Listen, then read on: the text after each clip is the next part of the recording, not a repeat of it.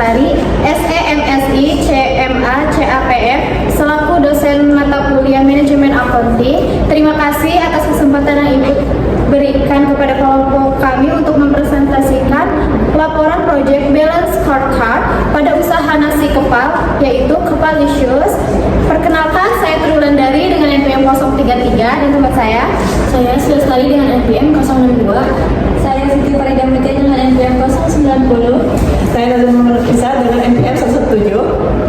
Baik, selanjutnya kita akan membahas apa itu nasi kepal. Baik, selanjutnya saya akan membahas profil usaha kami, yaitu usaha nasi kepal ini merupakan usaha kelompok yang bertujuan melatih jiwa kewirausahaan, kerjasama tim, dan tanggung jawab anggota. Usaha ini dikelola oleh saya, yaitu Triwulandari, dan teman saya Siti Farida Mutia dan Nazma Mulyana Nafisa dan Sri Lestari, yang bekerja sama dengan produksi penjualan dan pencatatan. Sederhana kegiatan usaha meliputi perencanaan pembuatan nasi kepal ini hingga penjualan kepada mahasiswa dalam satu kelas sebagai pasar sasarannya. Dengan modal per orang 25.000 dan sistem sederhana, seluruh anggota tetap saling membantu sehingga kerjasama dan kelompok menjadi kunci kelancaran usaha ini. Selanjutnya ada visi dan misi. Visinya itu adalah menjadi usaha makanan ringan berbasis mahasiswa yang terjangkau, berkualitas, dan bercita rasa khas, serta diminati tidak hanya oleh mahasiswa tapi juga oleh masyarakat umum. Lalu ada misi. Yang pertama, menyediakan nasi kepal yang terjangkau, higienis, dan bercita rasa khas. Dan yang kedua, menjaga kualitas rasa pada varian ayam suwir pedas dan daun jeruk. Dan yang ketiga, menerapkan proses produksi yang bersih dan efisien. Dan yang keempat, memberikan pelayanan yang ramah dan responsif. Selanjutnya, ini gambaran umum produksi. Produk yang kami tawarkan itu adalah nasi kepal, yaitu nasi kepal yang berbentuk bulat dengan isian ayam suwir. Nasi kepal ini dipilih karena praktis, mengenyangkan, dan cocok sebagai cemilan mahasiswa. Kami menyediakan 2 varian rasa, yaitu ayam suwir pedas dan ayam suwir daun jeruk. Lalu harga jual ditetapkan 5.000 per pieces agar terjangkau dan mampu bersaing dengan jajanan di lingkungan kampus.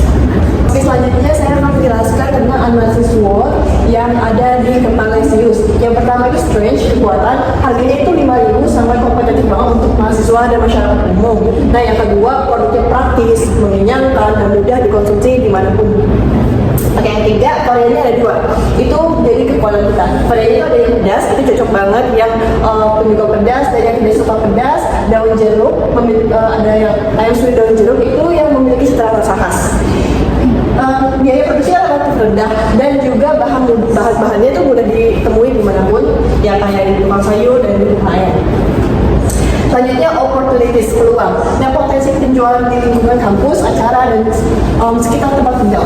Dan yang kedua, media sosial ini memudahkan kita untuk promosi ke masyarakat umum dan juga ke teman-teman. Kita memanfaatkan Instagram dan juga WhatsApp. Kita memanfaatkan status, kalau misalnya memang belum memungkinkan di status, kita biasanya kita promosi ke perorangan, kita chat pribadi ke orang-orang, teman-teman terdekat kita, ke teman kampus, teman sekelas, dan juga teman organisasi. Peluang kerjasama dengan kantin, warung, atau event kampus, karena kan Kepalicious ini nasi kepal yang emang makanan mengenyangkan dan juga emang cocok banget buat kalangan mahasiswa. Oke, yang ketiga ada weaknesses, kelemahan dari kita itu harga ayam itu kadang naik kadang turun, karena pas waktu kita produksi ayam itu biasa kita beli sekilo, kadang 36.000, kadang 35.000 ya. Jadi kita tuh harus mikir gimana caranya biar tetap dapat untung walaupun harga ayam itu kadang naik kadang turun. Kalau turun alhamdulillah, kalau naik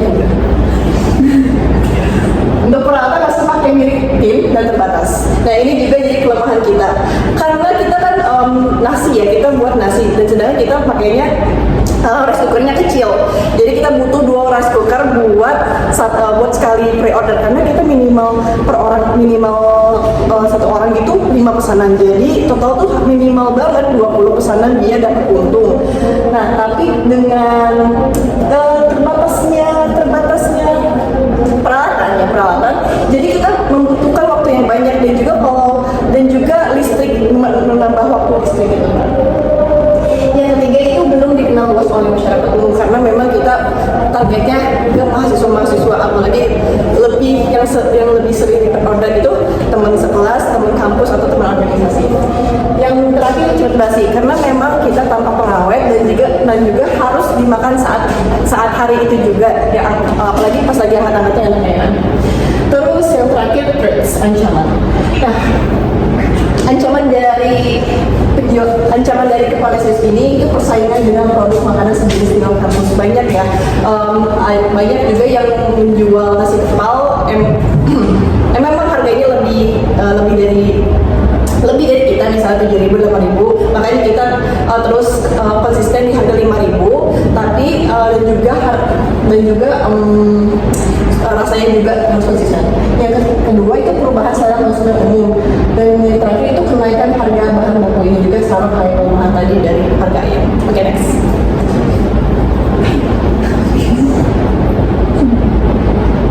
Ini solusi atas kelemahan dan ancaman dari SWOT tadi. Yang pertama fluktuasi harga, ayam. Kita memiliki solusi untuk menyesuaikan komposisi isian. Pertama kali kita pre-order, kita itu full ayam.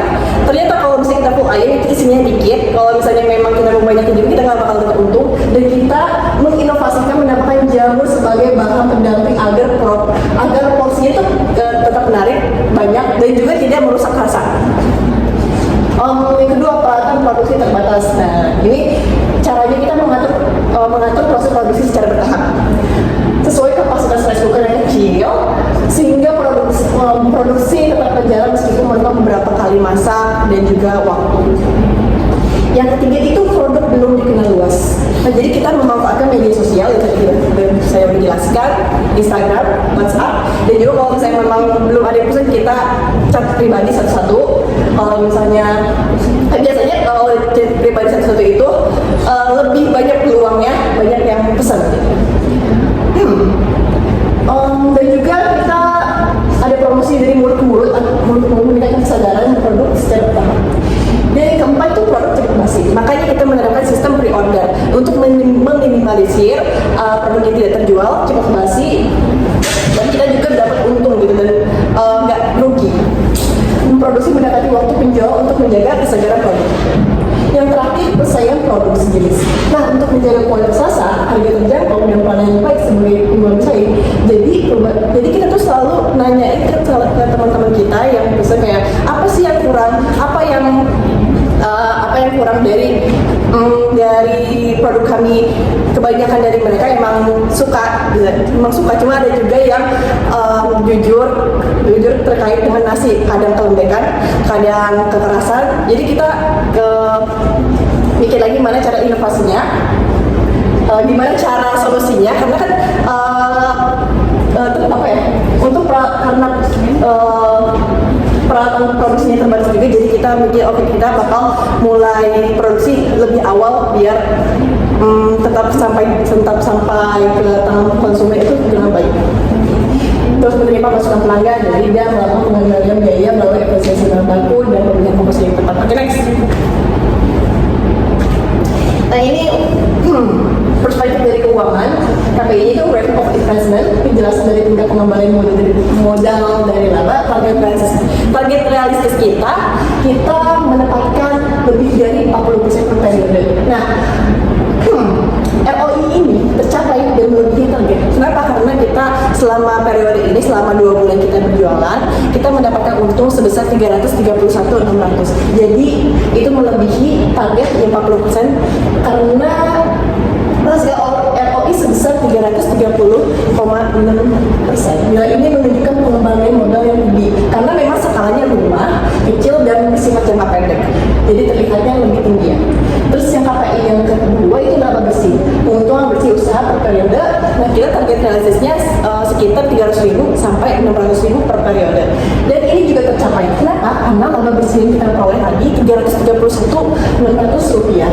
Nah, jadi karena kan target realisasi kita 300.000 dan kita mencapai labanya 331 itu udah mencapai realisasi laba bersih selama per periode.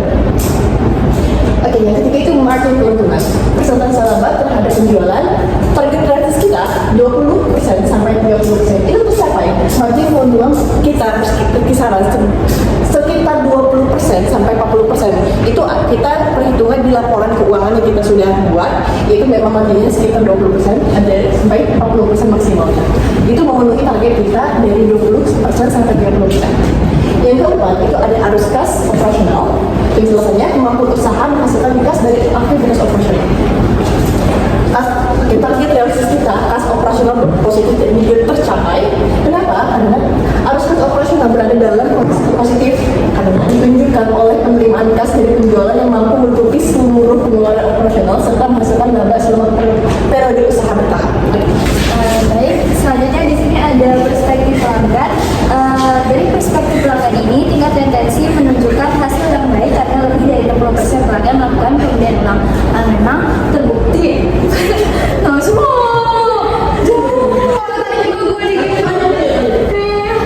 Baik, selanjutnya ada perspektif pelanggan. Dari perspektif ini, tingkat tendensi menunjukkan hasil yang baik karena lebih dari 60% pelanggan melakukan pembelian ulang. Memang terbukti bahwa di usaha nasi kepal ini tiap minggunya yang membelinya itu orang-orang yang sama.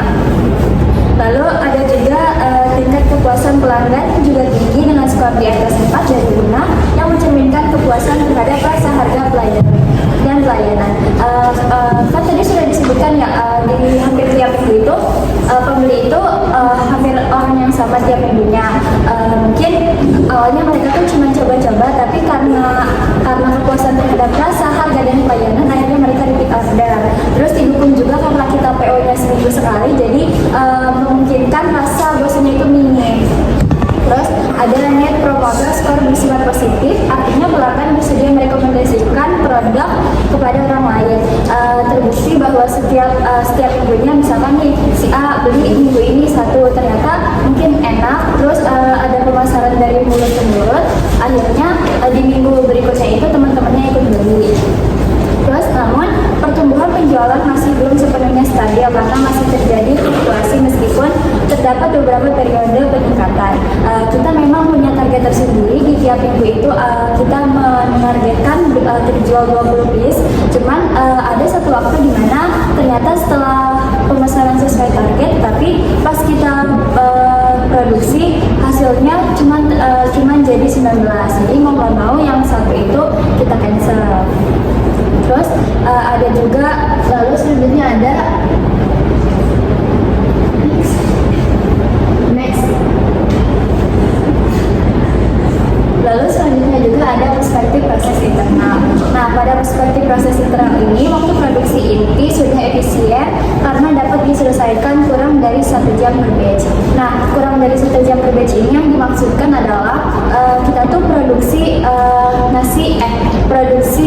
ayam suwirnya terlebih dahulu. Jadi awal mula kita produksi kan itu kita langsung produksi bareng ya, produksi ayam suwirnya, terus sekalian produksi nasi dan packing. Ternyata setelah dievaluasi itu tuh tidak efisien, sehingga minggu berikutnya di hari sebelumnya kita sudah memasak. Jadi di minggu sebelumnya kita sudah memproduksi isinya terlebih dahulu, ayamnya sudah kita siapkan, lalu kita taruh kulkas, dan besok paginya itu kita angetin, terus kita sambil masak nasi, terus habis itu baru deh kita packing. Karena kan nasi kepal ini juga cocoknya pagi-pagi ya buat sarapan. Lalu selanjutnya ini ada tingkat produk cacat berada di bawah 5% sehingga kualitas produk tetap terjaga. Mungkin produk cacatnya ini di bawah 5% karena setiap ada produk cacat biasanya itu tuh cacatnya tuh kita beli. Jadi kan kita kan jual nih. Terus kalau misalkan ada produk cacat ya kita beli sendiri gitu supaya beruntung juga. Terus ada efisiensi operasional juga menunjukkan hasil positif dengan biaya per unit yang relatif stabil.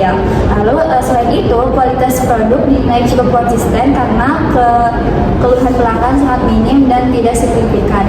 Kita tuh awal mula kita produksi memang kita mendapatkan keluhan dan itu pun karena kesalahan kita tersendiri, kurang cross check, kurang observasi, dan sehingga kita kita produksi, kita jualan, ternyata kertas yang kita buat harusnya kertas nasi itu salah beli. Jadi ya emang kesalahan kita, jadi kita sangat menerima kritikan dan masukan.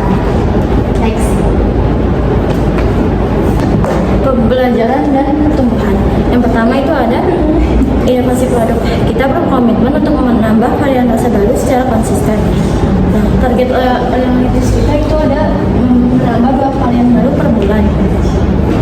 Pencapaiannya itu belum tercapai karena kita masih fokus untuk menjaga efisiensi biaya dan stabilitas produk.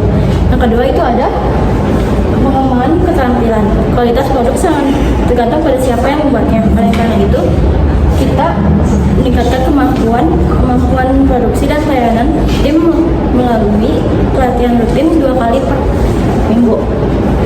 Pencapaiannya itu belum sudah tercapai karena pelatihan dilakukan secara informal dan proses produksinya dan proses produksi dan evaluasi rutin. Selanjutnya itu ada pemanfaatan digital marketing. Kita mengoptimalkan digital marketing. Penjelasannya adalah untuk melalui aktivitas promosi yang gencar melalui sosial media. Target kita adalah memposting rutin minimal 3 kali per minggu.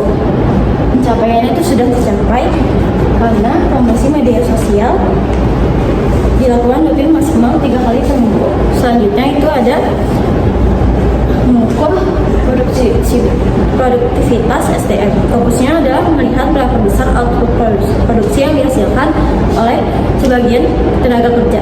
Target kita adalah untuk pencapaiannya ada sudah tercapai. Targetnya seiring dengan proses kerja dan meningkatnya keterampilan tim yang sudah dilatih. Terus pencapaiannya sudah tercapai karena produksi SDM-nya sudah meningkatkan secara bertahap. Selanjutnya itu ada kendala dalam mencapai pencapaian realisasi. Terdapat beberapa kendala yang dihadapinya. Dari sisi keuangannya itu ada perubahan harga bahan baku, itu khususnya di ayam itu cukup memenuhi biaya produksi. Pada sisi pelanggan, jangkauan pasarnya masih terbatas, jadi hanya di lingkungan kelas saja sehingga penjualannya masih belum maksimal. Dari sisi proses internal, keterbatasan pelanggan dan pengalaman produksi menjadi kendala tim saat ini. Pada sisi pembelajaran dan pertumbuhan, keterbatasan pengetahuan pemasaran dan pengelolaan usaha menjadi tantangan bagi tim. Selanjutnya itu ada next. Itu ada kesimpulan. Dengan harga produk yang terjangkau, rasa yang berkelas, serta produk yang praktis untuk dikonsumsi, Malaysius memiliki peluang untuk terus berkembang. Dukungan bagus dan penggunaan media sosial diharapkan dapat membantu meningkatkan penjualan dan memperluas jangkauan konsumen. Kerjasama tim yang sudah terbentuk dengan baik juga menjadi modal penting untuk pengembangan usaha ke depannya. Selanjutnya, usaha nasi kepala ini merupakan bentuk implementasi kewirausahaan kelompok kami yang disusun berdasarkan prinsip manajemen strategis dan visi yang berorientasi pada dasar pasar umum, visi yang jelas, analisis SWOT yang komprehensif serta strategi yang terstruktur. Usaha ini memiliki potensi untuk berkembang secara berkelanjutan dan kompetitif dari lingkungan mahasiswa maupun masyarakat umum. Baik, sekian dari kelompok kami, kurang lebihnya